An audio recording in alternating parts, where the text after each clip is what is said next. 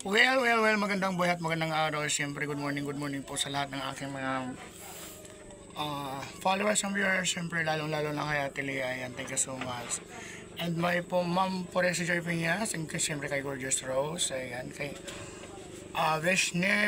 Ronel Neville. And siyempre kay Vish Winnie. Ayan, so pupunta na nga po kami sa Dolores ngayon sa bayan. Mamimili na po kami ng gamit, siyempre. Na iba pang materyales kasi yung ibang materyales nandun na sa bahay. So bibili kami ng semento, bakal, siyempre Tsaka ulam. Ayan ang aking Nakamamahal. nakamamahal na Okay, version 1. katiwaldas ng bahay. So ayan, excited na kami, siyempre. Ayan, thank you so much mga kabeshi. Ayan, thank you so much for watching. Sa lahat po ng mga OFW dyan, maraming salamat sa support. In behalf ni Daddy Frankie at buong team, bye bye po.